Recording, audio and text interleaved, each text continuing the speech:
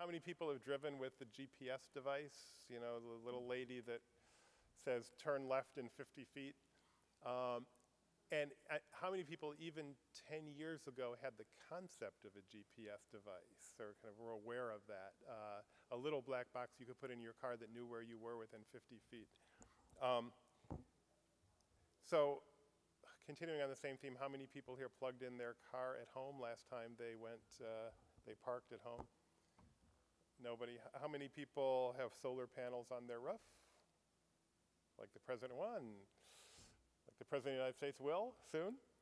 And how many people know within, this is an interesting question, I think, how many people in this group, I assume most of you are to some degree energy experts or pay attention to it because you're sitting here. How many feel they know within $50 how much the electricity for their refrigerator costs them every year? Couple of people, but definitely not a majority. In fact, only a small fraction.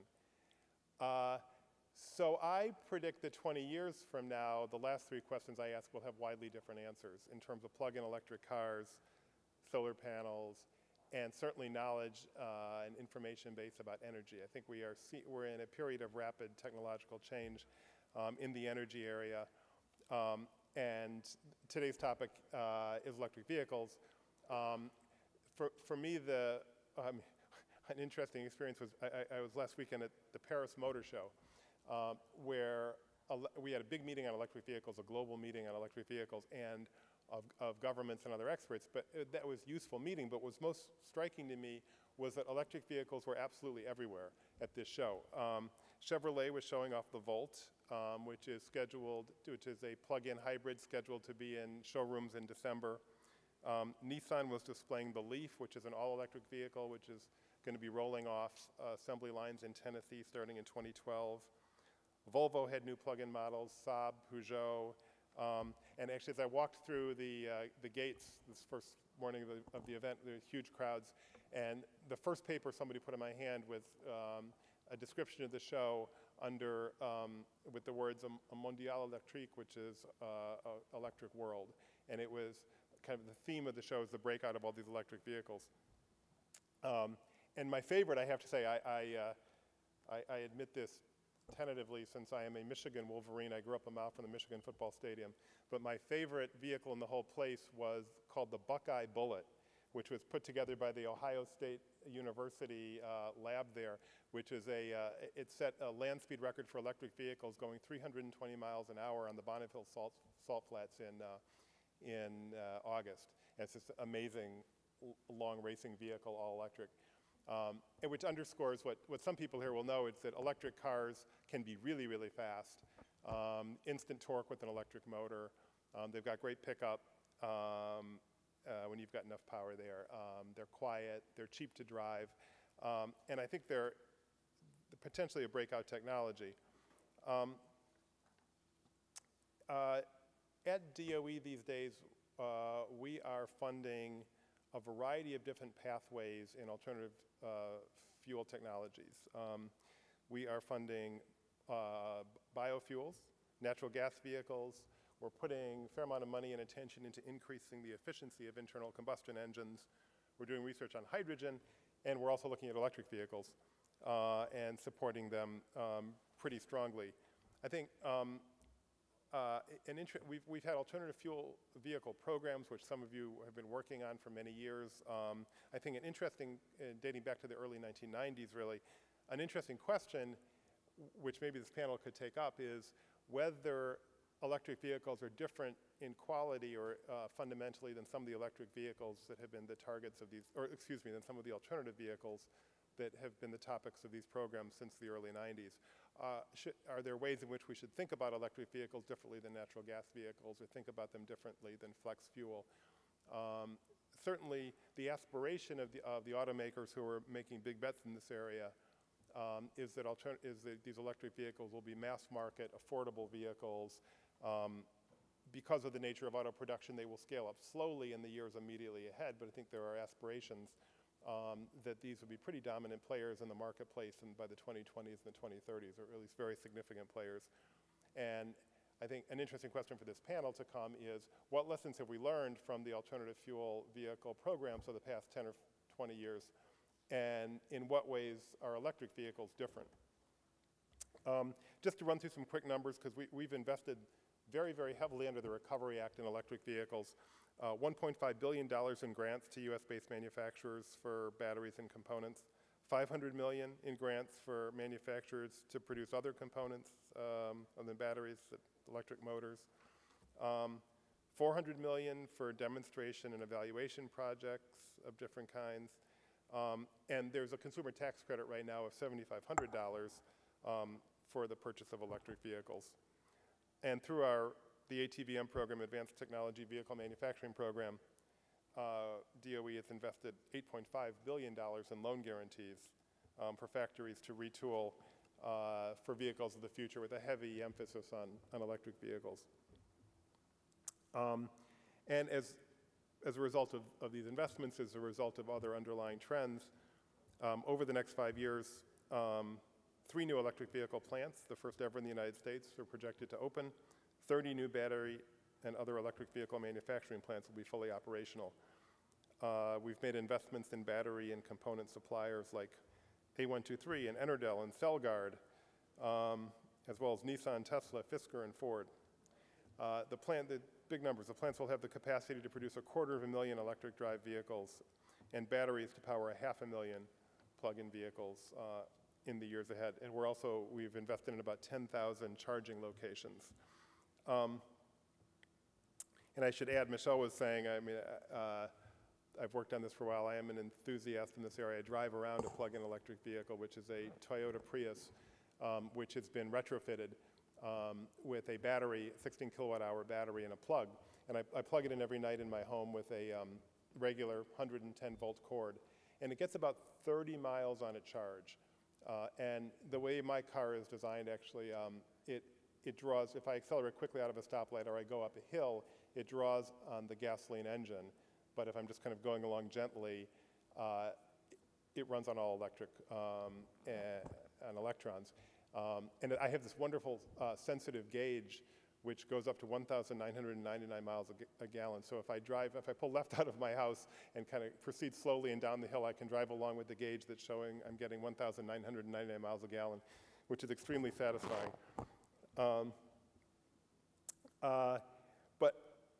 So we've made some big investments in electric vehicles. I think there are a number of programs that can have a very big impact with substantially less federal investment. We have one underway right now at DOE, our EV Cities program.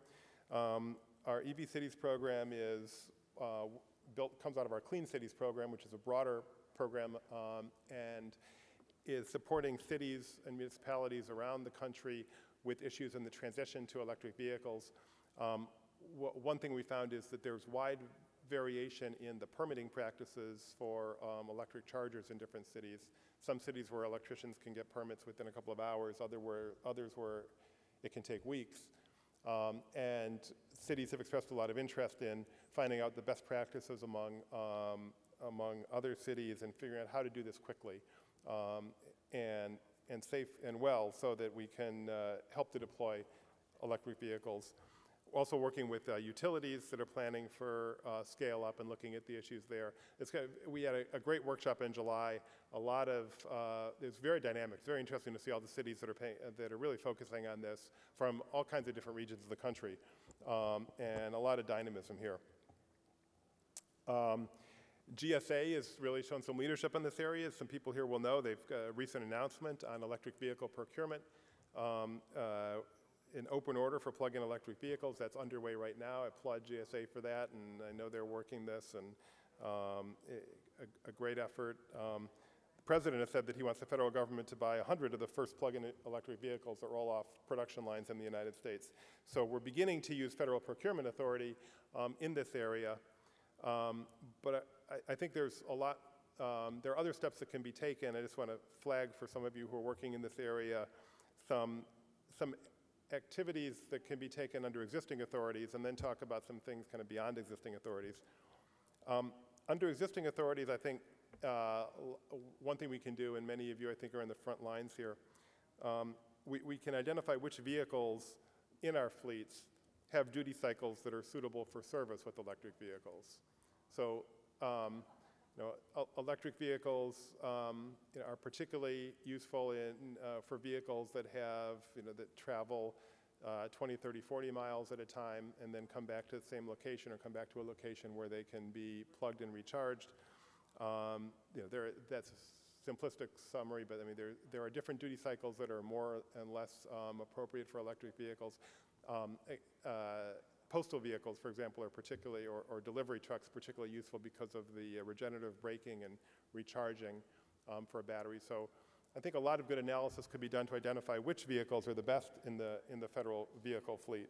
And that will help us as these vehicles come down cost curve and rapidly, I think, in the years ahead, and new procurement opportunities are available. I'd encourage all of your fleet managers to be in touch with DoD and our Clean Cities program and understand what are the best practice solutions on a variety of different issues. I think learn from each other in this area.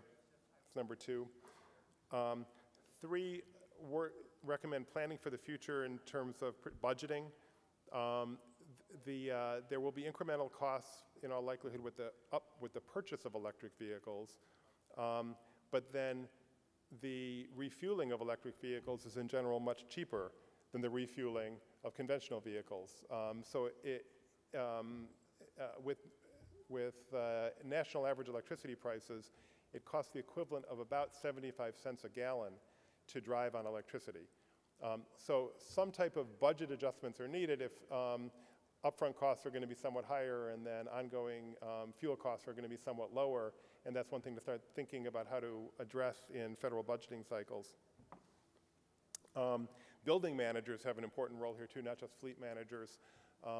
Thinking about charging for fleets, getting chargers, understanding what are the best products out there, how to get them into garages, makes a lot of sense. And then engaging GSA.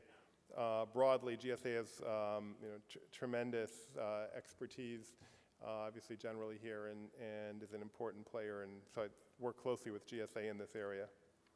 I think looking at what more we can do, one thing we need to look at is employee parking in federal facilities and putting our own house in order. There's a recent opinion out of the General Accounting Office that finds that under current laws, at least the architect of the Capitol lacks authority to build chargers and then allow employees to simply plug them in on the Capitol grounds. That may apply to federal executive branch agencies as well. And I think we ought to be having a discussion about what are the policies behind the laws that currently provide that? Are those policies, should they be applicable in this situation? And how should federal agencies address and support employees who are buying electric vehicles and driving them to work? And then a persistent question that I get often as I talk about this issue, someone will stand up and say, in World War II, the federal government mobilized, and within a year we were buying X thousand tanks and X thousand planes, and given the national security implications of our oil dependence, shouldn't we be doing massive large-scale procurements of electric vehicles to help us address the national security threats of oil dependence? And why aren't we doing that now, people say? One answer is that the current structure of procurement laws at least make that difficult and arguably don't allow it. There's a variety of rules under existing procurement laws, limits on multi-year procurements, limits on placing orders for vehicles that are not currently commercially available, that would make that difficult. I'm not standing here saying that we should change those rules, but I think we need a further discussion on how to assess the policies behind them and examine whether kind of large-scale procurement of electric vehicles for our civilian fleet would be beneficial to the development of this industry. DoD has entered this area and the renewable and alternative energy area in a very interesting way, and I think there's a lot of interesting issues there. And DoD can play a big role. Just a quick comment on the politics here. I think this town has been a place where there's been pretty strong partisan disagreement on a number of issues. One thing I'm struck out looking at the electric vehicle issue is the amount of bipartisan agreement.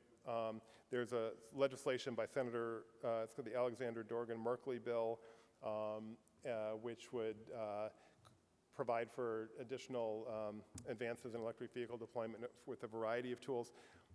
Quite a bipartisan bill. I think it's got a wide range of support. Senator Alexander, senior Republican, has been a real leader on this issue. I applaud him for the steps he's taken. Senator Jeff Merkley, who's a freshman Democrat from Oregon, who's a real rising star in the Democratic caucus in the Senate, has also been a real leader on these issues. And Senator Dorgan as well, obviously. So there's been Senator Hatch, actually Orrin Hatch of Utah, has been a leader as well. So there's a lot of bipartisan interest, I think real potential to build coalitions to move forward policies that will help us in this area. And in my view is the federal government's already doing a lot in this area, and we should be asking ourselves what more can we do to help the American public here? What more can we do to help with the transition towards reduced dependence on oil and enhanced use of these technologies. So just I started by looking back 20 years and just to look forward again 20 years. I think my children are teenagers. They cannot imagine, I'll tell you, growing up in a world without cell phones or Facebook. But I predict that someday my grandchildren will look at one of them and say, what, you couldn't plug in cars when you were young? That is so weird. I think we're on the transition. We're on a transition to electrification of the vehicle fleet. The trends are in that direction, and I think the only question is how soon. So thanks very much for listening, and look forward to talking to all of you. Take care.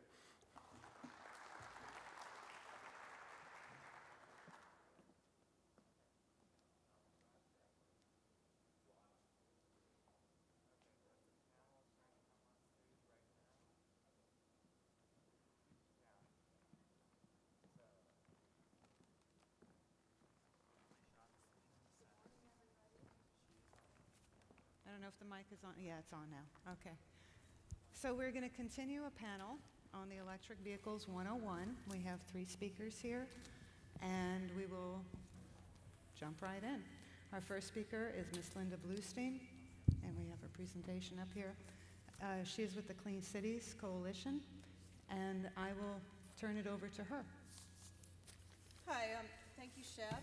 I work for the Office of Vehicle Technologies Clean Cities program, and lately our office, which is the Vehicle Technologies Program Office, has done an unprecedented amount with electrification.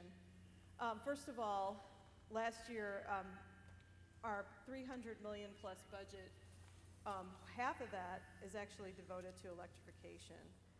In addition to that, our office was granted $2.7 billion to, and most of that was toward electric vehicle deployment under the American Recovery Act. So I think that you know, we are reaping some considerable experience doing electrification projects. So quite a bit of that money was actually going toward battery technology and power systems. Research and development, but $400 million went toward an electrification program that will include 13,000 electric drive vehicles. It will include plug-in hybrid vehicles and battery electric vehicles, and also 20,000 rechargers. And from all that, we are going to start taking data. The vehicles haven't arrived yet. The automakers haven't delivered the vehicles. I think David mentioned that the Volt, for instance, isn't going to be available until I think it's November, December timeframe, and the Nissan Leaf, which is the first launch for Nissan, is going to be out during that timeframe as well. And those will be coming into place, and at the same time, our laboratories are going to be collecting a large amount of data from those vehicles. They're going to be looking at how the vehicles perform, how the consumers that are getting those vehicles behave in terms of their charging practices, their driving practices, you know, in any kind of incidents or events that occur during the term of the vehicle and the time that they're taking this data. And they're going to be evaluating that. In addition, they're going to have some ideas on how plugging in vehicles across America in different situations in the launch cities where these Recovery Act projects are going on, how plugging in numerous vehicles at the same time during the same time affects the grid.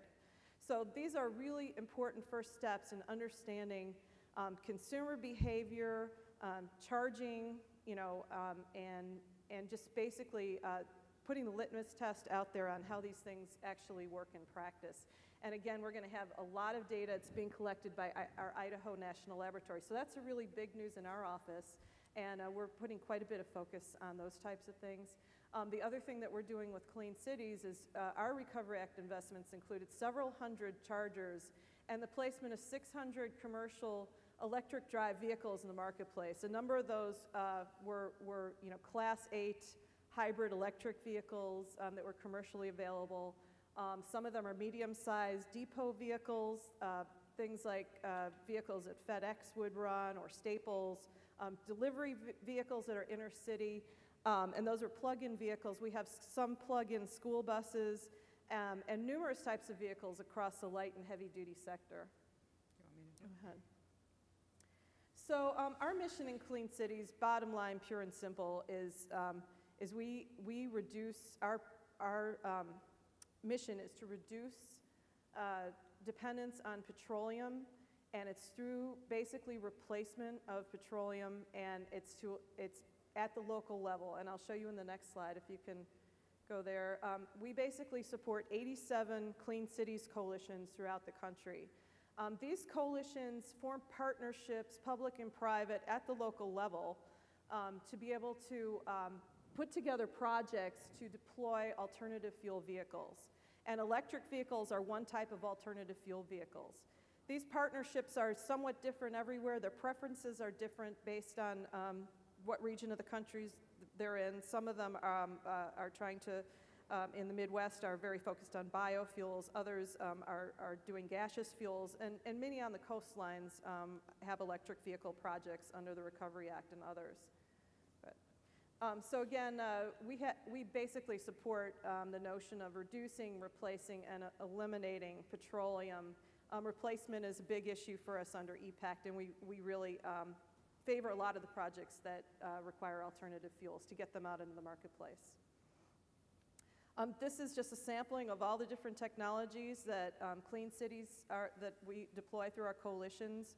The coalitions are basically reducing about a 500 million gallons of gasoline and diesel, conventional petroleum, through their activities with these different types of practices and alternative fuels. And again, electric is one of them. And now I'm just going to kind of switch over and talk a little bit about the electrification of the U.S. vehicle fleet. Electrification spans all vehicle types. It spans light-duty vehicles, medium-duty, heavy-duty, and also a broad different types of usages, both commercial and consumer. This is just showing you sort of the differences, sort of the conceptual differences between the types of vehicles. This is a conventional ICE vehicle. You can see it relies on a gas tank and a gasoline engine. A hybrid electric vehicle has a slightly larger battery, an electric motor, and you get some of the power supply from the engine, but it's got a smaller gasoline engine. Plug-in hybrid electric vehicle, it has also an internal combustion engine, but yet it can plug into the electric grid, and that allows it to run at times on electricity only. These just show here some of the types of vehicles that you can get as a plug-in hybrid electric vehicle. Battery electric vehicles, it's electric drive only. The power comes completely from the battery, and you can plug it in. This is a picture of the Nissan Leaf, which I had the pleasure of driving a couple weeks ago, and it gets 100 miles on a charge. It's sort of a new model for a type of vehicle. It's not a roller skate on wheels or a toaster on wheels. It fits 4 adults, I can assure you, really well. It's very comfortable, and it has really good torque. So You can actually have a really good driving experience with this vehicle. It has excellent pickup, and it has some really great features. I think one of the major interesting features of it is that when you have a charge, you can see on a readout on a screen, because it's a battery electric vehicle, they don't want you to have what's been quoted as quote-unquote range anxiety. So what they do is they show you on your LED screen on your dashboard a readout that shows in what radius on your GPS you can drive before you actually lose your charge. And it adjusts and shows you the amount of charge you have left, how many miles you can drive, based on the amount you're braking, because there is an element of regenerative braking, supplying extra power to your battery. So it will adjust as you brake and drive. So it's a really great system, and again, it's to reduce that range anxiety. Again, 100 miles versus 350, what we're used to in our vehicles is a difference, and it's something that drivers have to get used to. The most expensive component of the vehicle is batteries. You know, I've heard all kinds of estimates on what batteries cost. It depends on the configuration. But we're really focusing here on the lithium-ion batteries for this generation. They're the same type of battery that's found in your laptop. They're very high in specific energy, and they work really well in these types of vehicles. This is just showing you, just kind of setting up the next slide, which shows you the different drive cycles of the different types of vehicles. This conventional internal combustion vehicle, the drive cycle for it, you know, the engine is on all the time. So this just shows you the internal combustion engine on all the time. And the next slide, if you can go one more, it's kind of animated. Okay, so that, keep going. Mm-hmm. So this just shows you that the engine's on all the time. Keep going. Okay, so here's a hybrid electric vehicle, and press the next one. So you're in charge sustaining mode, and you know the battery keeps recharging based on the ICE. And then plug-in hybrid electric vehicle, you know, eventually that charge starts running out.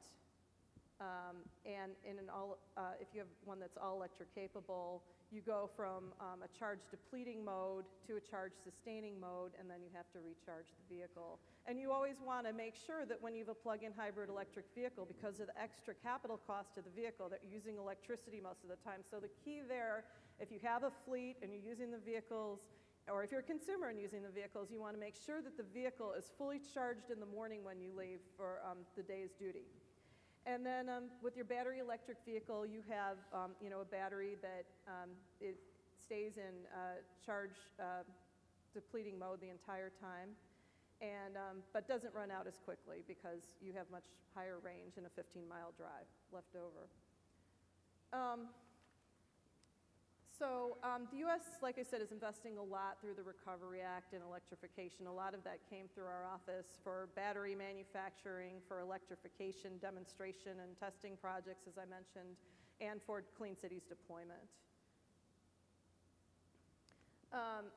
You know, again, there are 8 demonstration projects for the 13,000 electric vehicles. They're being placed in different cities across the United States for that testing and evaluation program. And this shows you where some of the, I didn't put all the launches on, these are just the launches for some of the battery electric vehicles, some of the initial areas that they will be placed. And some of those include, you know, particularly on the West Coast and in Tennessee, include, you know, areas where the DOE projects and deployment activities are happening. And this just shows you, you know, a sampling. This is just a sampling of vehicles where we've heard some announcements about launching, the price of the vehicles. You can see the price is high. For the consumer, there's a $7,500 federal tax incentive. It's a whole new model, though, really, for automotive dealers and others that are selling these vehicles, because in some cases, people are going to want to have what's called level 2 recharging equipment, which is going to add cost to the vehicle package. You know, we're hearing up to $2,000 for those, $1,000 to $2,000 range. And the dealers are actually going to have to start understanding that business model and, you know, including those in loan packages. But on the other hand, there is up to a $2,000 tax credit available on home recharging. So that can really help consumers offset costs. This is just kind of to remind everybody, while we're really super excited about electric vehicles, we've had hybrid electric drive vehicles out there in the marketplace for quite a while. And actually, at this point, out of the 250 million motor vehicles in the country, they only represent 2.5% of the total out there in the marketplace. So I think it's important to understand that you know, this type of deployment with recharging and infrastructure, it's different, it's a bit more complicated. The messages are different for the consumer. We expect early adopters to really embrace these. I think a lot of people are waiting to see what the second wave past the early adopters decide to do and how quickly these are able to be deployed. Certainly the technology is excellent. If you have a chance to drive any of these vehicles, you will understand why there's a lot of excitement about them. This just shows you that there are several different methods for charging. Level 1 charging, basically use your standard outlet in a house, and hopefully you would have a new and dedicated circuit, which is recommended for recharging at home for safety reasons. Then there's a level 2 charging, which includes the wall boxes that you've probably seen different places, or the ones that are freestanding on some of the outdoor parking. The level 2 actually charges quicker than level 1. Level 1, it might take 12 hours to charge your car, depending on the battery and the configuration. The level 2 charging can take between 4 and 8 hours, so a lot of people want to speed up that charging activities. They can get into a level 2 charging situation. Again, there's a cost to it, but the home recharging tax credit can help offset those. And then level 3 charging is really still under development, and that's the fast charging that could take 30 minutes to charge your battery fully. Those will be the ones that you'll see in commercial public areas, you know, the ones that are slated to go into public parking garages, shopping centers, so that you can go and shop and come back and your vehicle will be charged.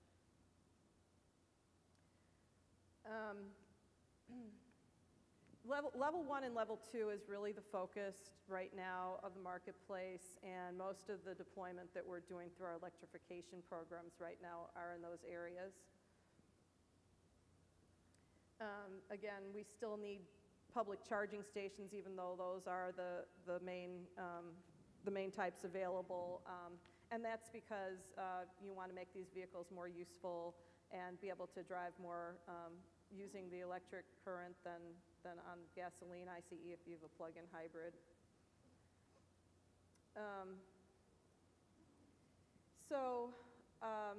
You know, this just talks about the battery packs, and actually, if we could just go past that, yeah.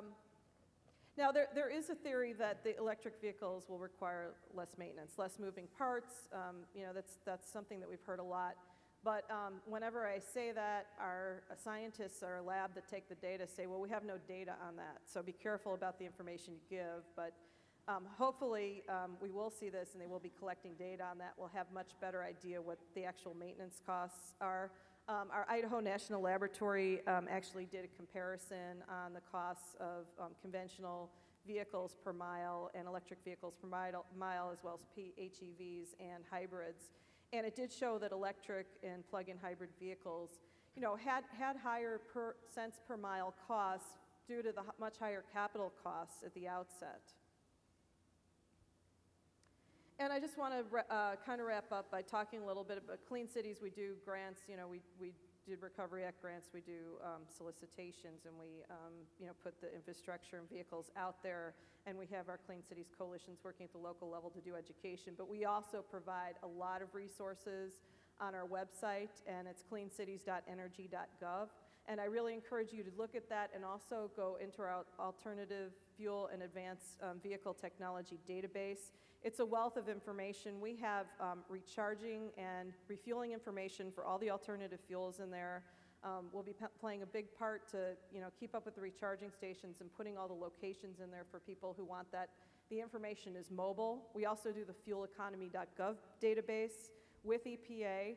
And a couple things on there, the greenhouse gas emission footprints of the vehicles, and also the barrels per the barrels of oil are expressed in a really interesting graphic way that the cars use annually. so that you can go in and really look at and compare different vehicles and how you come out on greenhouse gas emissions and also on petroleum use. And these are just some resources that I talked about. We encourage you to use these and to call us with any questions that you have. You know, if you go onto our website, my name, phone number, and all the information about Clean Cities is on there, so you can do a little bit of investigation on this yourself. And we just recently redeveloped the entire electric vehicle portion of the Alternative Fuel Data Center, and it's got all updated information, a lot of good information on incentives at the local level as well as the national state level on electric vehicles from utilities, and also from local governments are coming as well.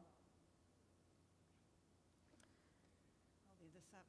Now, everybody's probably heard David Sandalo mention the Clean Cities program. In interest of time, I'm going to keep the my introduction to each speaker as short as possible so that we can hear from all of them. And I'd really like to give each of you an opportunity to be able to ask your questions. So I was thinking maybe we'd hold the questions to the very end so that then we can have a really good discussion with all the information. While he's changing that, I just want to say that Linda is the I didn't mention this before, but she is the co-director of the Clean Cities program, which has 87 coalitions throughout the country. And they, through regional and cities, they really go out and reach out to communities, which includes, your regulatory fleet, your private fleets, individuals. They try to build on sort of a central grid and then work their way out. So if if you go to their website, you can find out who your Clean Cities coalition person is and work through them to really deploy these types of technologies in your area. Okay, our next speaker is Seth Dutch. He is the head of global marketing and planning at Eaton Hybrid Power Systems. I'll turn it over to him. Do you need the remote, or do you want to? Would you like me to do it? You can drive. Okay. Why not? I feel like everyone still needs to move in closer. This just seems like such a big room for this. Yeah, it does seem kind of spread out. What I'm going to do today is share some of our experiences globally and how that informs what we see happening here in the U.S. And I'll move quickly through a lot of information, but we use it as this presentation really to provide you with some perspective on what's going on outside of the U.S. market. My group at Eaton does a lot of things, including some strategic planning work. We were recently called into a group in Ohio of 21 counties who wanted to figure out how could that group of counties create, from an economic development perspective, become a leader in electric vehicles. And we asked them, who were they comparing themselves to? And they said, well, Silicon Valley, Michigan, activities in Tennessee, but they weren't thinking about all of their competition globally. And so what we find is that we have a very myopic perspective here in the U.S. many times at the commercial level, and we have to really understand what's going on globally so that we can compete better here in the U.S. and then in export markets. This is one of our cities that we work in, and when we talk to the mayor of this city and we ask a very simple question, we say, what will this look like before and after electric vehicles? It'll actually look the same. Go to the next slide. Okay. This is a real picture of that same city, and I keep pictures on my BlackBerry of the air quality outside of our offices and hotel rooms. And this is what's going on in that city as well. 2,100 vehicles are being added to the streets every day. And so while electric vehicles can help, it does not help with congestion issues, road safety issues, other issues associated with the problem outside of the U.S. that is literally killing people and stifling economic development. In this city, there's actually a proposal, in Beijing, there's actually a proposal to develop a new capital, again, in China. Beijing is not the original capital, because the fear is that the congestion will stop businesses coming to the city. It's a very complex problem to solve. When we go in and we take a look at electric vehicle deployment, we have to take a look at all of the issues from the Efficient Urban Transportation Institutes, funding, alternative vehicle industry development, battery development, efficient pricing structures so that you make sure that people are taking the right forms of transportation, business models. Our group looks at the entire picture, and we work with a consortium of companies that do the same, because the issue of electric vehicles outside of the U.S. in megacities, it's not just a nice to have, it's really becoming a must-have. The issue, and I'm in my younger days, I was a political scientist, so we're all, hopefully a number of us are, we're familiar with country of waves, long-term stagnation. Our fear is that, and this is Gartner's version of long-term stagnation, which is called the hype cycle. Our fear is that if we have bad experiences with electric vehicles, that we will fall into the trough of disillusionment, and that the type of adoption that we want will not happen. So the question is, we're doing a lot of things on the front end of the country of wave. We're doing a lot of things from the back end to stimulate the economy. The question, though, is if we have a bad experience, and if we don't move things quickly enough, and if we don't handle the disruption that can come with this change, will we ever get to the recovery on the long end? What we're finding is that where these types of changes from a transportation perspective are necessary, we are seeing clustering around the economy and much more aggressive pushes to get us through the hype cycle and out to mass adoption. Unfortunately, we're not seeing enough of this in the United States. In Beijing, for example, you have 25,000 buses, and the mandate is to electrify all of them over the next 8 years. What they then do is they then pull in the companies that they've invested in Beijing. So you have this massive buildup of industry that will then be pushed down through the vehicles that they can control, along with stimulus programs in the private sector to pull through the passenger car volume.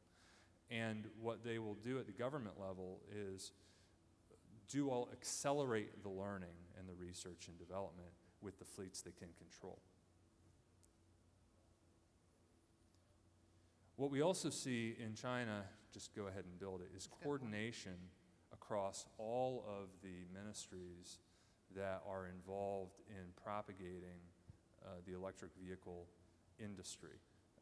All of this is information that we can share, but the close coordination drives some of the speed of adoption. What then happens again is that there are incentives that come from the national government, but then you also have incentives at the city layer and pancaking programs to drive very quick adoption in their cities. And what you see happening is the provincial governments and the city governments competing for favor at the national level to show how successful their electric vehicle programs have been. This is the type of clustering that Western companies complain about, but it's something that we've been doing for a very, very long time here in this country, especially if you take a look at the syndication of venture capital. Draper Fisher Jurvetson, who was the early investor in Tesla, is on here. 94 deals in 2007 in the clean tech area. 90% of those were syndicated, and then they pull through co-investors in the company. If you also take a look at the acceleration of capital from a return on investment perspective in back-end push-pull investments, what you typically find is that clustering, which is at the top end of that chart, that where you do have clustering of industry and capital in a massive way, those companies tend to have a much higher return on invested capital. What we find here in the U.S. is a dispersion of this across the electric vehicle industry. What we find in China across different areas is a tightening of this. In Silicon Valley, it's what made Silicon Valley very, very successful. It's what crippled the Boston area venture capital, Route 128. And so this is what's occurring there that's not occurring here. We don't see enough clustering of capital with push-pull. So then, if you just go ahead and build the slide. I can't tell which one's happening. Sorry, I can't either. If you then take a look at the incentives that are occurring, again, these are just the incentives that occur for different vehicle types, not tax rebates, but actually purchase discounts on different vehicle types. This is just the central government stimulus. It does not include the provincial stimulus. It also does not include the city stimulus. what you also find is that you only have two grid companies. You have State Grid, you have Southern Grid, you have two energy companies. You have CNOOC and you have Sinopec. They have all been asked and are deploying very rapidly, almost over-deploying the infrastructure needed in China to pull this through. You see a recent quote from Thomas Friedman in the New York Times. This will be a moonshot for China and a hobby for the United States. Recent example and he anticipates us importing our electric vehicles from China. I think we're all aware of the fact that BYD is now opening up a plant in Los Angeles for electric buses and electric vehicles. Of course, from a capital perspective, 10% of the company is owned by Berkshire Hathaway, but it's a Chinese company that's now opening up here in the US. Their initial deployment in China will be 10,000 vehicles. The commitment from Los Angeles was 5 buses and I think 100 electric vehicles, but they'll still come and build a plant. Keep going. So when we take a look at everything that it takes that has to be coordinated from a public-private perspective across what we call decarbonizing the supply chain on the demand side and on the supply side, you see economic development, green jobs is anchoring all of this. It's something that we all talk about. But what we have to get serious about is understanding all of the layers and all of the coordination that needs to occur in order to make this industry successful here and to take the lessons that we're seeing from other parts of the world and bring them here. Eden participates in this market across all vehicle types on the commercial side, and we're now entering the passenger car side. Hybrid, plug-in hybrid, full electric, series hydraulic, across all different vehicle types that can apply to a federal fleet, from postal vehicles, shuttle buses, refuse vehicles, buses, and cars on the vehicle side. We also make level 1, level 2, level 3 charging, as well as all the T&D equipment, transmission and distribution equipment, and have a number of service offerings to deploy these types of solutions. And so we participate in this supply chain in any number of ways, from the infrastructure to the planning and deployment to the vehicle, and we participate in the industry in a global market. What we found in China that we had to do was bring together the partners, both the local companies, local battery companies, local OEMs, along with companies like IBM and AECOM, to really put together full turnkey solutions for cities so that we can go in at the master planning level with the transportation department, with the provincial government, with the city government, and really map out how do we orchestrate and implement top-down initial projects across refuse, sanitation, taxi, and bus. I think that's so. Global perspective, if you don't mind just building that. Some of the things that we have to be aware of is if the push-pull, it's not just the investment in the A123s on the back, the Teslas on the back end of the world, but where you find places where the push and the pull exists, so they're actually creating the incentives and the massive purchasing for vehicles. Where that exists, what you will find is that companies will move their engineering there, they'll move their marketing there, and they will start building plants where that exists because you have to be close to the market. When that happens, what you also see happening is that the universities and the economy reacts to them, starts to create the employees of the future there. And the fear that I think we all have as we take a look at the recovery and will there be jobs or won't there be jobs, is that a lot of this investment may occur outside of the US. And when you reach that point at a certain scale, it's very hard to ever bring it back. So what would we like to see here? We would like to see demonstration projects replaced with major deployments. We would like to see legislation, other laws, anything that can be changed here from a push-pull perspective, really bring on and accelerate the adoption of electric vehicles. We need closer collaboration between China and the US from the DOE on standards. The China standard for charging is 100% different than the US standard for charging. So part of what's happening that is very scary is that whatever R&D we're putting in place here, we're going to have to redo for the China market. And we don't know which standard is going to win out. The China standard, the US standard, the DOE needs to step in and have much closer collaboration.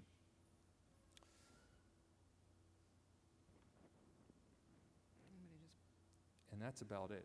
Again, what we feel is that what we would like to see, there's no reason why every single vehicle in the federal fleet, class 1 through 8, cannot be an alternative fuel vehicle, hybrid, plug-in hybrid, or electric. They're all commercially available. Thank you. Thank you.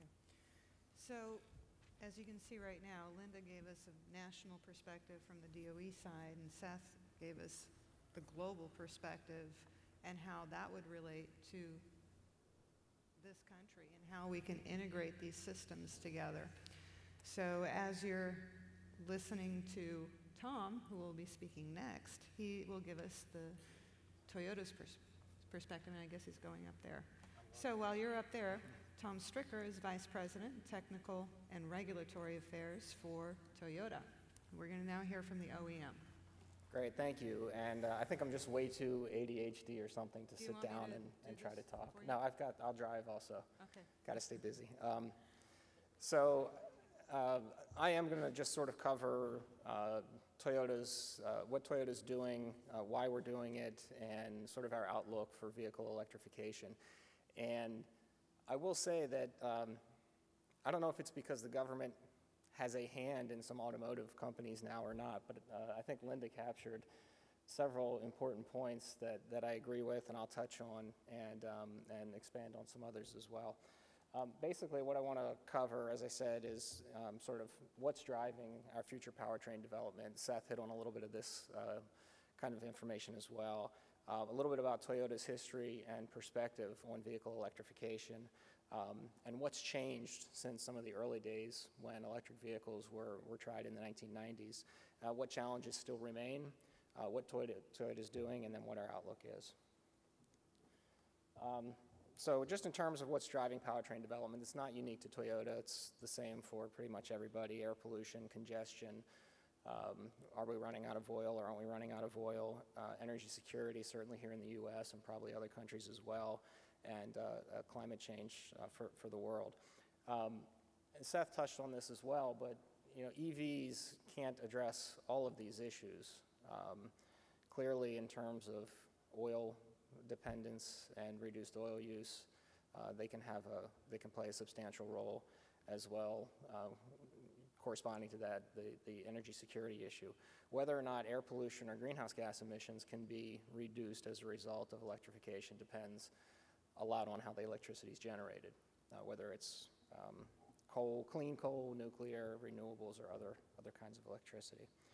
The other thing that's not on here, but it's certainly a driving factor as well when you look at electrification, is the whole prospect of green jobs, particularly where the economy is now. Toyota's views on this topic are shaped by a lot of experience. We marketed both to fleet customers and retail customers the RAV4 EV starting in 1996. Many of you are probably familiar with that vehicle. Was not successful in a larger sense. It was successful in a smaller sense. It was very competitively priced, but there were a lot of issues that folks had with range. That vehicle had about a 100-mile range. You didn't always get 100 miles. There was very limited charging infrastructure. And so, you know, we basically stopped that program. There's still about 500 of these off-lease vehicles in operation today. We did the ECOM, the small commuter program. We've been building batteries, electric motors, power electronics related to electrified vehicles, whether they be hybrids or pure electrics, since the mid-1990s. We're producing, this year, we'll be producing 1 million batteries, all done in-house. And we've just opened earlier in the year, a lithium-ion battery production facility in Japan, which I was fortunate enough to be able to tour last year before it was officially producing, and it was totally cool. And if you've ever seen that show, How It's Made, I would love to be able to have the battery plant be on there, but I don't think for commercial reasons they would want that right now. But it's very complex and interesting if you're into gadgets and gizmos and things like that. The other core that grounds us in our views on this topic is, of course, our hybrid strategy. As a global leader, we've got about, I don't know, it varies, 70, 75% of the market for light vehicle hybrids. These numbers are from the end of last year, so they're a little bit out of date, but basically we're approaching 2.5 million global sales and about 1.3 million here in the US.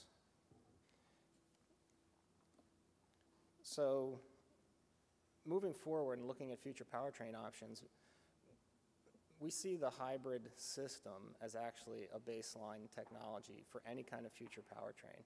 If you look at an electric vehicle, what's it have? It has batteries, it has electric motors, there's electronics that need to control everything. If you look at a plug-in hybrid, same thing. If you look at a fuel cell vehicle, Toyota's Highlander fuel cell is actually a hybrid vehicle as well. And the only difference between the hybrid Highlander that you can go buy at a Toyota dealer and the prototype fuel cell Highlander that we have is the internal combustion engine is taken out and it's replaced with a fuel cell stack. I mean, it's an oversimplification, but that's basically how it works. Everything else is the same. So hybrid itself is a key, really, to any of these future technologies, and I'll talk a little bit about that more later. But it's interesting, you know, I've seen some numbers here today and other places about vehicles electric vehicles in particular, that are coming out that have a 100-mile range. Well, as I said, it was 14 years ago we had a 100-mile range on a bigger vehicle. So what's really changed? And why is it that these vehicles are now all the rage? And there's legitimate reasons, but it's an interesting question to ask yourself. Certainly on the social side, if you will, I mean, we've had 9/11, we've had wars in the Middle East, there's been growing discussion and consensus around climate change. You know, it's a different world than it was 14 years ago. So there's a desire, a pull, and you know, Seth was talking about push-pull. There's sort of this pull mentality, and people really want this to work and want this to happen. On the technical side, I think the one thing that has also enlightened and energized the issue is the lithium-ion battery technology and the potential for that technology to contribute to lower cost and higher ranges for these vehicles. Nonetheless, another thing that you need to keep in mind, this shows basically the energy density of various fuels, with gasoline being shown as one. Even a lithium-ion battery, which is better than a nickel-metal hydride battery that's used in our current hybrids, in terms of energy density, is still about 1/40th the energy density of gasoline. So if you put a battery the same size as your fuel tank, you'll have about 1/40th of the range in that vehicle. This also plays into packaging. If you have to have bigger and bigger batteries, you need to worry about how they're going to fit into the cars, because we still want you all to have trunks and be able to carry your kids and all their soccer equipment and everything else. The other big issue, of course, and Linda and others have touched on this, is cost. About 70% of the cost of lithium-ion battery system is the cells themselves. So we certainly need reductions in the cell cost. The other thing, in order to ensure durability of the batteries, because they are deeper discharge and fully charged, whereas a nickel-metal hydride battery in a Prius is not fully discharged nor fully charged. It's tightly controlled within a relatively narrow band in the middle of the state of charge. Because you have deeper discharges and charging on the lithium-ion batteries, you also build in a little bit of extra capacity, so you're really only using about 50% of the actual battery capacity. To help address some of these issues, Toyota, about 1.5 years ago, actually launched an internal, a whole separate division on advanced battery research. So our sleeves are rolled up very high, and we're working hard to try to solve some of these issues, but they still exist. Cost, of course, is related to consumer uptake. And the one thing I always try to tell the regulators and everyone else, if no one buys it, it doesn't do any good. And we have some data here that it's a little bit old, so I will admit that. I think this was done about a year ago. But basically, consumers generally are not real willing to spend a lot of money. This survey was asked the question, how much would you be willing to pay over a conventional hybrid for a 15 to 20 mile plug-in hybrid vehicle? And the median, and you can see it over time, it varies a little bit. I think August 08 is when fuel prices were fairly high. People were generally willing to spend a little bit more, but none of these numbers come close to what the battery would cost in such a vehicle today. So we have to reduce the costs. Infrastructure, of course, remains an issue, and again, Linda touched on some of this, and I agree with a lot of what she said. Access to charging is really a key issue. Eastern cities tend to build up very densely. Western cities generally have tended to build out. So you have different sorts of challenges in those areas. It's interesting, in New York, 61% of the people in New York live in a structure that has 5 dwellings in it, 5 or more dwellings. So it's kind of hard to run your extension cord up to the top of that building. So it's ironic in some sense, because the cities that might lend themselves most appropriately to an EV type of driving pattern have some inherent challenges just in the way the cities are built. We think that 110 volt and 220 volt home and workplace charging should be where initial focus and initial federal support are given.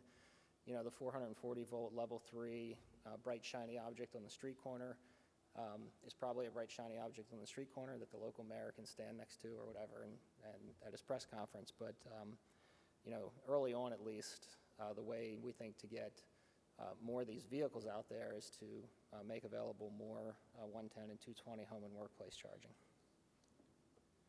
So what else are we doing on the vehicle side here and to try to help address some of these challenges? I already mentioned the battery R&D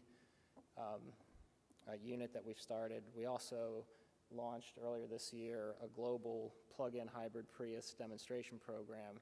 600 vehicles globally, about 150 of them will eventually be deployed here in the U.S. Many of them are already out there. Just quickly, the vehicle itself, it has about a 13-mile electric-only range, and I'm happy to talk about why it's that low during the Q&A. And I use that term low in air quotes, or I should have. It will go, basically 60, 62 miles an hour in electric-only driving.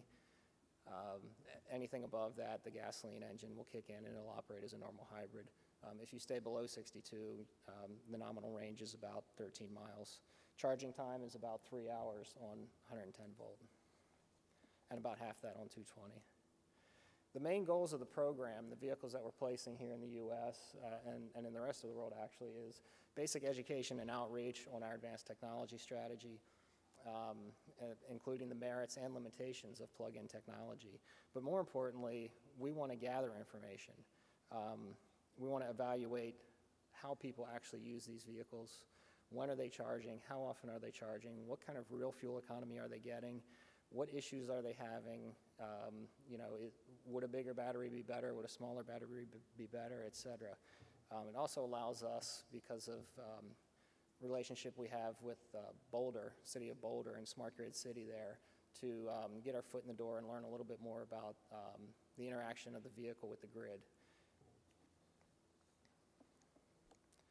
The other thing we're going to do, and this is kind of a crummy picture because it was a PDF that I pasted in here, but we're going to have this fairly cool website where we will be posting actual data from the vehicles that anybody can go look, the Toyota Environment, Safety, and Quality website.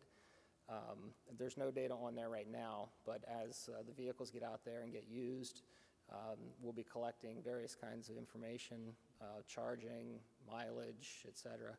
And all that information will be on an interactive website that anyone in the public can go and look at and see for themselves how these vehicles are operating for the people who are driving them. In terms of our scenario, we're now in that small demo time frame, and we'll accumulate some field data, and then here in the next year or so, launch a commercial product, and then learn from that as well, and who knows what will happen with battery technology out into the future as well. We are also looking at electric-only vehicles. I'm not going to spend a lot of time on that right now, just in the interest of time. We are targeting 2012 for the launch of this IQ concept EV. It's a small urban commuter vehicle with a 50-mile range approximately. It'll charge in about 2.5 hours on 220, 7.5 hours on 110. And of course, you're probably aware of the announcement recently that Toyota is also doing some work now with Tesla, looking once again at a RAV4 type of electric vehicle. I wanted to transition here now just a little bit to the outlook and wrap up. As I said, we rely a lot on our experience with our hybrid technology, and what we learned, and what you all probably know by now as well, is that we have this sort of early adopter segment that purchases this kind of technology. We think we're tickling the edge of crossing that chasm there with our hybrids in terms of getting more into the mainstream. But nonetheless, it still took several years for us to even reach 1% of intending buyers for our hybrid technology.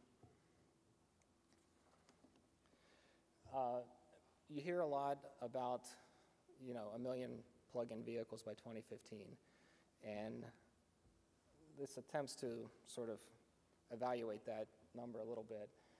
Linda mentioned the 2.5% hybrids. That's 2.5% annual sales are currently hybrids. The actual car park is only basically a little bit more than 0.5% hybrids. There's about 1.6 million hybrids from all manufacturers out there right now.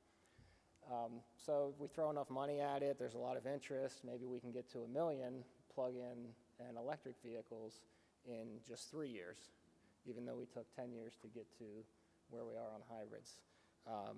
But that kind of misses a key point, and that is because these types of vehicles are purchased by early adopters and innovators, you're really dealing with the same set of people largely, the same segment of people.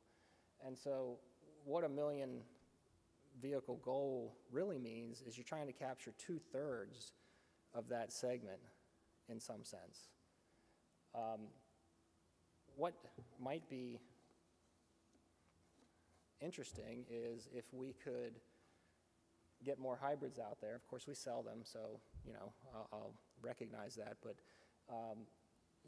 if we could, by a factor of 10-fold, increase the number of hybrids on the road, then your 1 million plug-ins and electrics would be about the same percentage of that demographic as that demographic is to the overall population.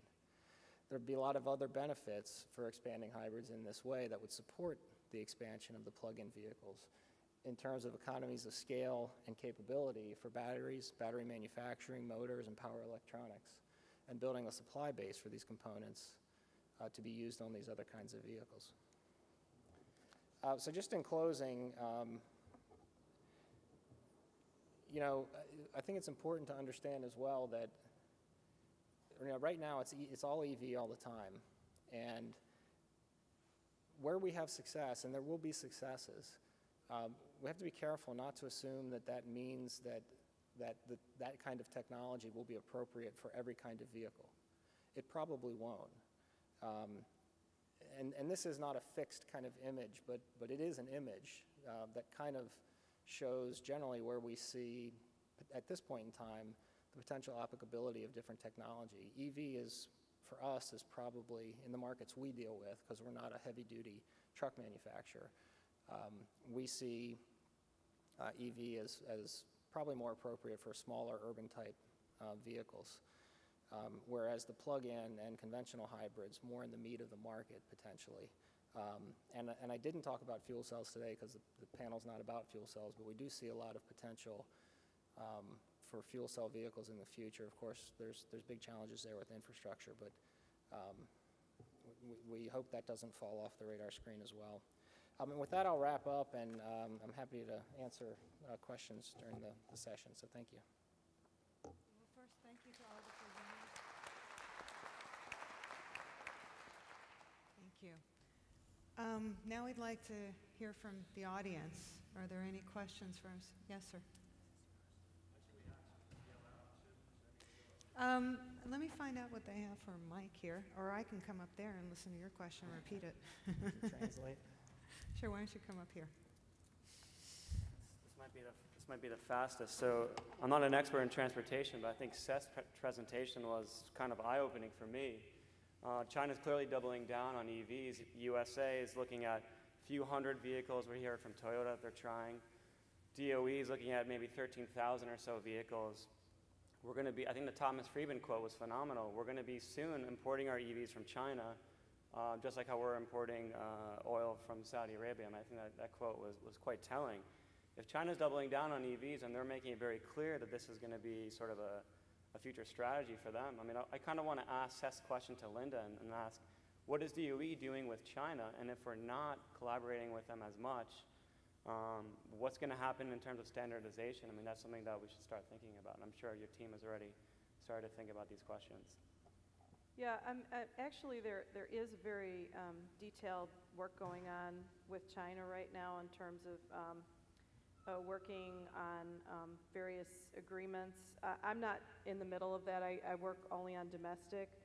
David Sandelo's group, he just spoke to open up, and our international policy office is working quite a bit with them, and I don't have specific details of that right now, but I certainly, we certainly have, we'll have more information in the future on that, but there are ongoing negotiations with China to try to work with them on these technologies. Seth, what's your perspective? I think what we've seen from the DOE, there was a recent award. It is, I think, $12.5 million over 5 years. It is the only funding that we've seen come out of the DOE for joint U.S.-China collaboration. It is spread across 2 university-based consortia, and the focus is on research and development for 5 years, $12.5 million. So we think that it's too little, we think it's not focused enough, and we think that it's focused in the wrong area. How about Toyota? I mean, you have Well, it's interesting because there's almost 2 questions in there. One being one of technological capability and manufacturing capability. And you know, to the extent China is pushing in those areas and gets a lead, then they'll be primed to export, et cetera. The other side of the equation, though, is consumer. And, you know, in the U.S. at least, you can't just do the Kevin Costner Field of Dreams and say, build it and they will come. So, you know, I can't speak for quote, domestic auto manufacturers in the U.S. I mean, we certainly manufacture an awful lot of products here. But, you know, in this country, at least, you can't just push electric vehicles out into the market. Yeah, that's true. Every country has its own culture about how they accept new technologies, and some is just dictated to them, saying you will do this, and this is the end of it. Right. And in others, it's not so easy. But I think the key is, I mean, you know, GM's doing the Volt, Nissan's doing the Leaf. You know, again, not speaking for those companies. Toyota is, you know, in terms of deployment, that's a different issue than capability. But there is a growing demand in the U.S., which is very positive. You had a question, sir? I do. I'm Mike Grady from Seattle, and I am on a city council back there, and I'm also work for NOAA during the daytime. And interestingly enough, we spent the bulk of our budget cleaning up an oil spill in the Gulf of Mexico. And I mention that because I fear that we're wasting a crisis. A good friend of mine is a congressman back there, Jay Inslee, who authored an Apollo energy bill, and both he and I frequent the Northwest trying to build the infrastructure for EVs throughout both the Seattle region and the Portland region. And my questions focus on GSA, quite frankly, because at the local level, at the regional level, and the state level, we're going to deploy over 3,500 charging stations in the Northwest, and we have a demand well over 10,000 for electric vehicles from either Nissan or Chevy. We'd love to have Ford come online earlier. I'm very disappointed in Toyota, quite frankly, Tom. Not to make a fine point, but you know, we've got car manufacturers like BYD that are ready to go, and we have people like the Department of Defense, Joint Base Lewis McChord, that would buy up 3,000 cars today. But we can't because we've got this huge impediment called GSA, which is telling us that we need to go through them in order to lease or purchase these cars. And the only way around it that we found is we need to do a direct lease purchase with the vendor like Nissan. So my question is, how do we get the federal family to really do what they should be doing, and that is piggybacking on these local and state and regional efforts? Because the locals in the region, they're deploying the infrastructure. They're building the field, and it's going to be implemented, and it's going to be used this year. So it's not a case of you build it and they won't come. They're going to come.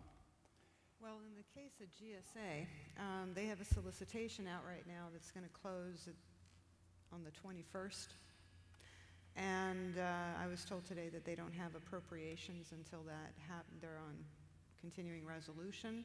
So when the appropriations come in, then they'll be able to start purchasing.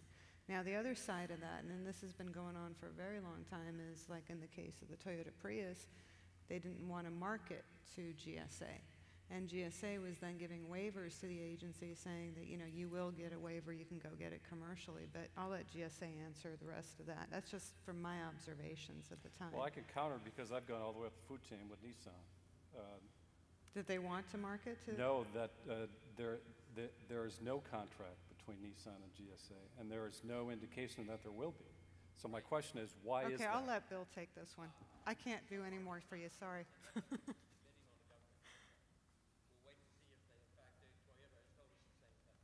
Yeah, the solicitation that's out is directed at all electric, and what I was told, what's in their mind is the Volt and the Leaf. And so it's really up to Nissan and GM to want to participate, because they're saying, we want to work with you, here's our, and that's what's open till the 21st. That is a solicitation, and people do want, there is a demand in the government, and GSA is very well aware of it, that there is a demand for both of those vehicles, except the thing is that the Nissan is more popular, isn't it? That's what I was told, that they may not want to. We are very hopeful that everyone who makes an electric will bid. We've also modified the contract so that, yes, it closes on the 21st, but it will be a continuing contract. So anytime new technology or someone decides they want to bid, they can come on immediately. So it closes the 21st, but it will always be open after that.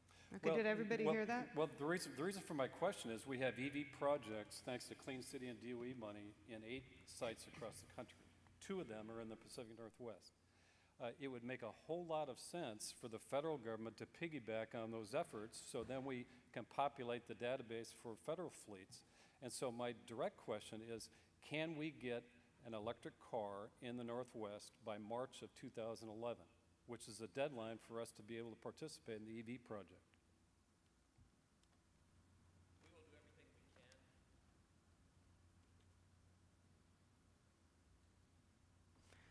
Okay. Any other questions? Yes, sir. Do you want me to repeat your question? You can, I'll try to, okay. Are there any concerns about there being sufficient natural resources to support the battery production necessary for that quantity of vehicles or EVs to actually make a difference? Okay, the question is on the natural resources it's going to be needed for the battery production. And some have even asked that for the electric grid too, so we could combine the two and see how we can start either way. The answer is yes. There are some concerns. I mean, a lot of the natural resources come from China that are required for batteries and other electronics. And that's not a particularly good situation now. I think they're considering quota reductions on what they're willing to export. I don't know if it has anything to do with boat captains getting arrested between Japan and China or what. I don't pretend to to understand the politics and all of that. But yeah, there's definitely concerns. Is the bigger bottleneck the rare earth metals, or is it lithium, or is it the rare earth? Just rare earth metals, yeah. I won't go into which ones, but yeah. Seth, do you have a perspective on No, that? I think it's a good question. I think one of our partners, the battery company, is owned by the CITIC Group, which is the largest private equity Oh, you have a question? conglomerate in China, which also owns huge natural resource deposits in Upper Mongolia. And so it's one of the few vertically integrated battery companies in the world, and they're also getting very large amounts of foreign direct investment to go buy up reserves in Africa and in South America. So from an energy security perspective, it starts to make your mind hurt.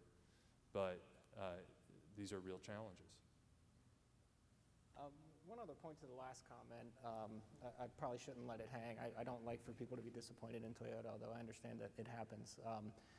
But, you know, there was a terrible spill in the Gulf, and it highlighted, you know, even more poignancy some of the issues that we face with oil consumption.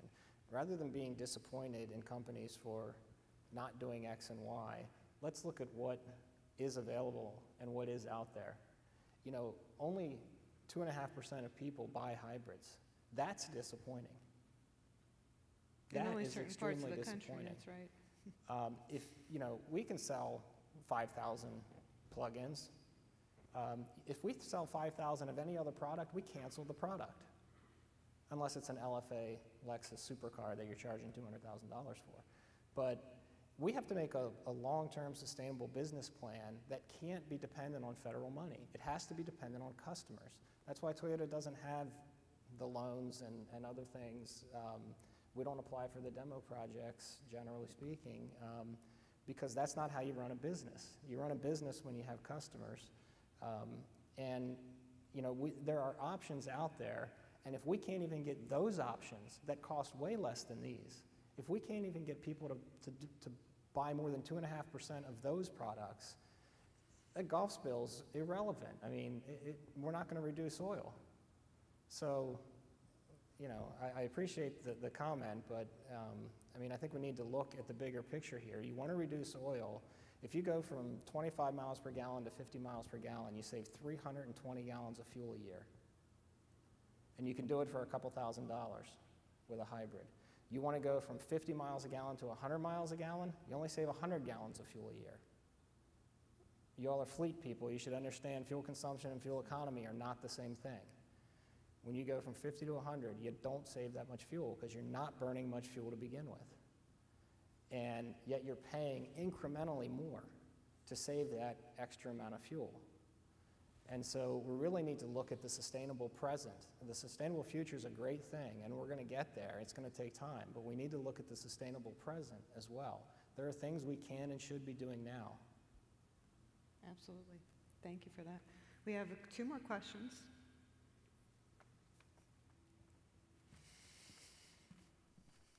Hi, Kat Schreier with WaterCap. I'm working with DOE and PI folks on looking at some of the water energy connections. And just had the second of 2 water symposiums that DOE helped support on water and energy. And as we look at transportation fuels, there have been obviously a lot of questions about you both looking at traditional transportation carbon-based fuels and the water costs associated with developing those, look at some of the alternatives and biofuels and the water costs associated with those. We were also making the connection on the electricity side, that as you increase the electric demand in order to run our vehicles, that increases the electric demand and requires power plants and thermoelectric power. And as those shifts are occurring in that industry to have less water consumption there, that's a shifting landscape also. But certainly there is as you follow down the line, there is a water cost associated with the increased electricity associated with the electric. So I don't know where where the power comes to power the plugs for the cars, and what are some of the bigger picture ramifications there, particularly with respect to water. So you're asking about the source of the electricity and the sustainability of that source so that it won't be adding a separate problem. Right, just following on with the question on some of the other natural resources questions associated. I mean, I have to admit that that's not an area that I really cover that much, but the one thing that we are really concerned about in my office is greenhouse gas emissions, and one thing that we're doing is we are using our GREET model, which was developed by Argonne National Laboratory, to look at things like water and energy inputs that go into the power grid to make the electricity, and where the energy is coming from, you know, whether it's from renewable sources like wind or hydro, or whether it's from coal burning plants or natural gas. And what we're going to do, because we work more sort of on the deployment level in Clean Cities, is we're really interested in giving our Clean Cities coalitions and the cities themselves sort of a picture of what their greenhouse gas emissions are during the life cycle using the local electricity based, so that they can actually customize the inputs, and you know, it's going to be a tool that's going to be available in that area. And I haven't really looked at it from the water issue, although I think that's a great one, especially out west and in places that have stress in that area. But we are doing a tool for our Clean Cities coalitions and for others interested parties to look, you know, place by place as these deploy at what the greenhouse gas emissions profile is. I mean, one thing that we have seen is that there may be places in the country right now where the resources used are you know, not the cleanest profile in terms of the fuel used in the power plant, where you actually might get a better emissions profile putting together big fleets of hybrid electric vehicles rather than plug-in hybrids. So, I mean, we really want to explore those types of things. So we are on the case, and first we're looking at the greenhouse gases, but you bring up an excellent point, and I'd like to talk to you more about that. We have one more question. Did you have a question? Thank you very much for the great presentations. My name is Allie Rogers. I'm the director of the Green the Capital program at the U.S. House of Representatives. My question is, we've had a number of members of Congress as well as congressional staff that have approached us on their desire to have a plug-in station for those who will be purchasing EVs in the coming year. And so obviously we have a number of roadblocks given the GAO's recent ruling, as well as this is going to have to be a multi-agency effort, and we feel strongly that we're going to be able to find a solution. But my question for you is, how do you see other organizations approaching this effort when it comes to not so much government fleet vehicles, but the use of staff coming to campus to charge in? How are they approaching it? Is it doing a full-blown transportation study to really see what are the commuting needs of their staff? Are they just building and saying, okay, build it and they'll come? What sort of process are other organizations out there going through? One thing that they're doing in the areas where there's the rollout for our electrification grant program is the companies are doing what's called microclimating. And they're really taking a good look where people reside, you know, where they work, and also where they have recreation. And they're going in and looking at, you know, densities and traffic, and you know, taking information from planning people in the communities to try to see where the necessities are. They're also looking at demographics. You know, where are the drivers going to be? The main thing is where are the vehicles going? Where are they going to be housed? You know, some communities may have major clusters of vehicles. You know, Toyota's done some great work, and we've heard of great work before, where people are looking at the early adopters first, and where those people are going to be keeping the vehicles. And also utilities have some data on electric use and want that data to be able to help make some decisions about where to locate the vehicles. But we actually have on our Clean Cities website, we do a quarterly webinar, and you can listen to and look at the slides from the person that did a presentation. He's from a company called Ecotality on the microclimating process, and it's an excellent overview on how to do that in your community. Thank you.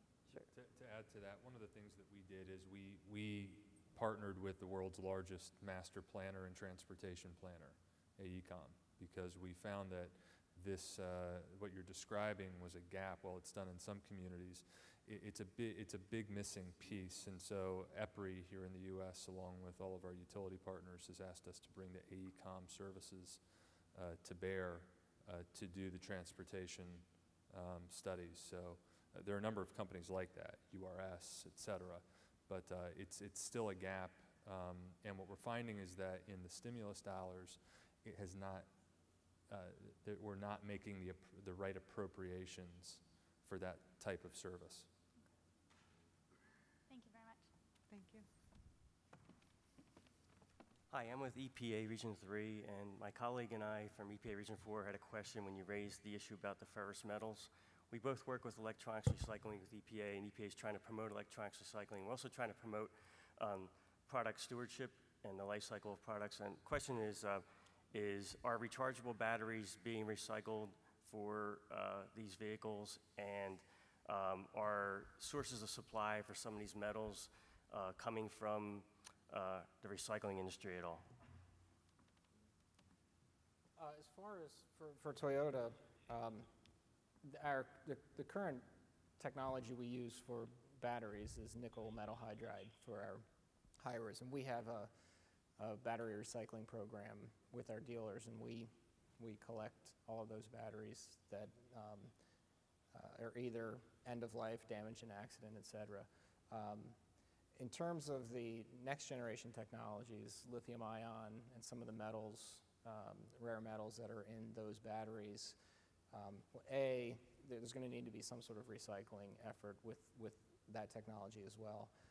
Whether, ideally, I mean, we're studying what to do about this because, particularly depending on what happens with these other sources of natural, supply from the ground, this could become an even bigger issue and a bigger cost issue. But we are looking at what to do about the recycling of the lithium-ion batteries. I guess I have a little bit of frustration because I see it as this wonderful opportunity, this market for electric vehicles, and I see a little bit of a junior high dance going on of the industry's over on this wall and GSA's on this wall. It's like, no, you make the first move. No, you make the first move. And how do we? I think our GSA reps left, unfortunately, but I'm just trying to. I'm just trying to wonder, how do we, accelerate that process? How do we get these two to get on the dance floor? I'm a sustainability expert, but I work with my fleet manager closely. I mean, he wants EVs, and I'm ecstatic. I get to work with a fleet manager who wants EVs, yeah.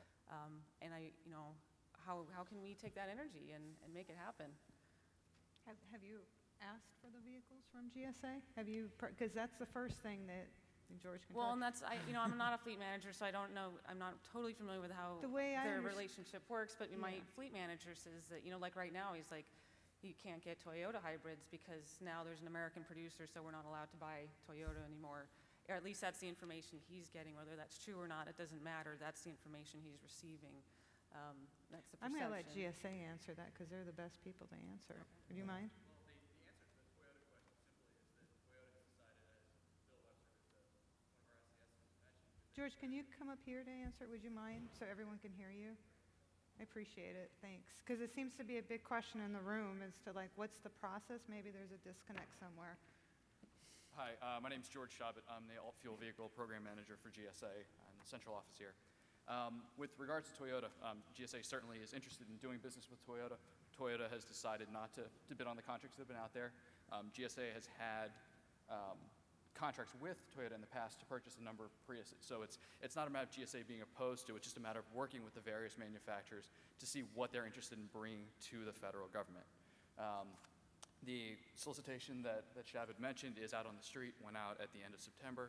It's going to be out there until October 21st. It's open to pretty much all types of electric vehicles, plug-in hybrid electric vehicles. If you'd like more information about that, I'm certainly happy to discuss that.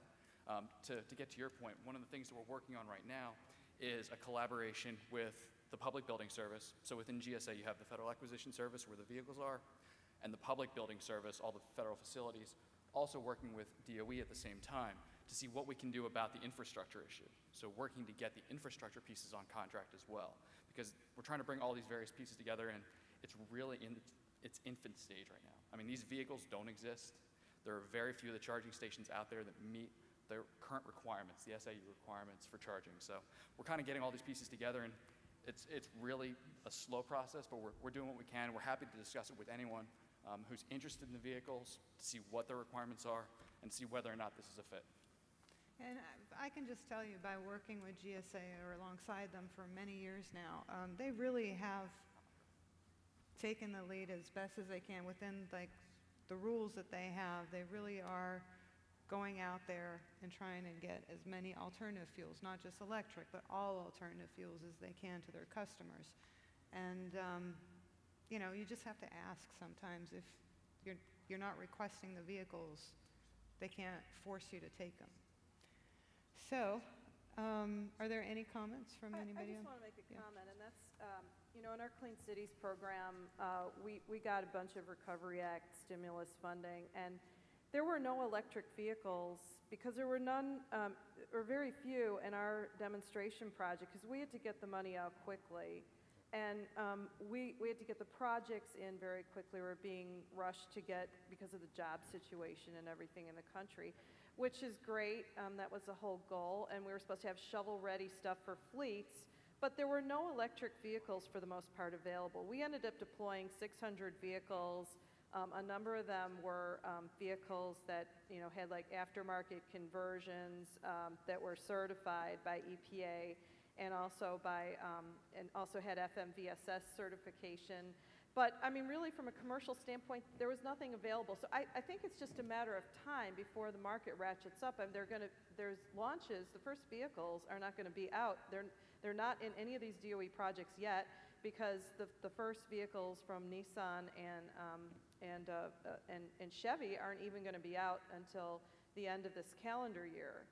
So you know, I think, and then next year, I think, you know, we're looking at you know, a couple, maybe 20,000 vehicles, or maybe even up to 100, depending on how many come out. But that's still a small number of vehicles, and you know, for the most part, they're rolling out now for the first time, and I think it's just taking a while for the market to get in sync. And also, I think from the standpoint of fleets, you want to be really careful about what vehicles you're looking at. You need to find the vehicles that meet the mission of the fleet.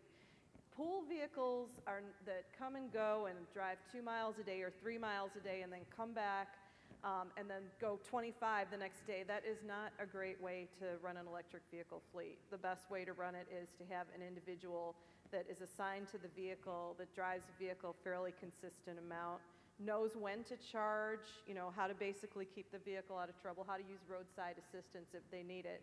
But there's some training involved here. So, and also really looking very carefully at the mission of the vehicles, payloads, the type of duty cycle that the vehicles run, all very important to making sure that you're going to have a good experience with plug-in hybrid or electric vehicles, and they're going to meet the mission of your fleet. So I just wanted to bring that up, because it's not just getting the electric vehicles in there and ooh and ah. There needs to be some real thought about how the vehicles are going to be used. And our statistics do show, because of the increased capital costs, they are more expensive per mile. You know, and you have to look at that too. So there's a number of issues here to think about. Excellent point. Just one other point on the operating costs as well. I heard when I was in the back, some of David Sandelo's discussion as well about the operating costs being very low, and that potentially true if you're charging a vehicle at night. As soon as you start looking at 220 and other higher voltage charging, if you plug that thing in the middle of the day, you may be shocked, no pun intended, at what price you're paying for electricity. Right, that average, I mean, Clean Cities is the one that provided them with the average, right? The 75 cents per gallon on average. Oh, that's not the average. But we do have some statistics if people want to look at the INEL statistics. That's what we have it is. some. Okay. And you know, I think that's a really important point there. So the other thing that Mike brought up was you know, the price of electricity. There are some utilities that actually have situations where if you start plugging a vehicle in and you haven't had one before, it uses quite a bit of electricity, and sometimes you get into another rate structure completely, and you'll be completely shocked at what your electric bill is. So if you're looking at it from an individual standpoint, from putting in a fleet, talk to your electric company and find out how their rates work before you do that, because you could be in for a huge shock. Okay, one last question, but we really got to go. Sure.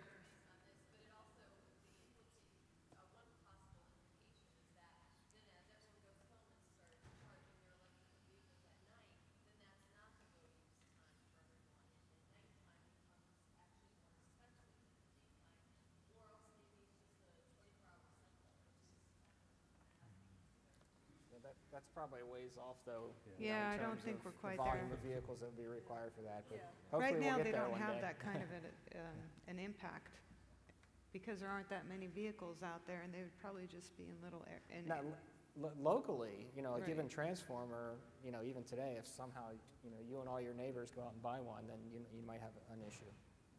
Even though in mass, there's not a lot of them out there. Were you waiting for one? Okay, absolutely last one. After this, we have to talk outside. People are. I was Go ahead. hoping that Linda could address the conflict between the requirement for Executive Order 13514 and 423 to reduce energy consumption, and at the same point we're talking about shifting this load to charging EVs wherever, especially in the federal government, and they're kind of flying in the face of each other.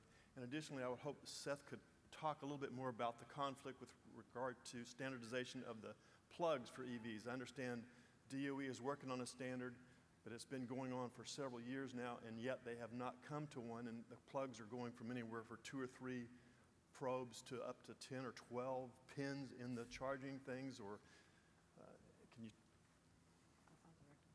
elaborate? On the first question, the correct person to speak to is Amanda Saul at DOE. Okay, she's the one working with the federal government. Linda's on the Clean Cities, which is more voluntary, so they don't really work with the executive orders. But Julian, who's sitting right there, if you raise your hand, he can direct you to the right people to talk to on that one, okay? I might be able to help you out a little bit, but we'll see. They're better at it. Okay. And Seth, if you want to take that question. I'll make it real quick, and we can take it offline. Here in the U.S., the pin problem has been resolved. In China, it is not. What you get into here now is, there's not a great analogy for this. You get into a battery management system problem. Where is the intelligence? Is it in the charger, or is it in the vehicle? Basically, does the vehicle tell the charger what it needs, or does the charger tell the vehicle? And there is a lot of issues there. A lot of issues there. A lot of it comes from the charging protocols that were brought over were pretty much brought over from TEPCO in Japan, CHAdeMO standard, and there are a lot of vehicle companies that don't like the CHAdeMO standard here in the U.S., and the Chinese have flat out rejected it. So there's a systems issue, less a hardware issue now here in the U.S., which we could talk about more offline. Okay.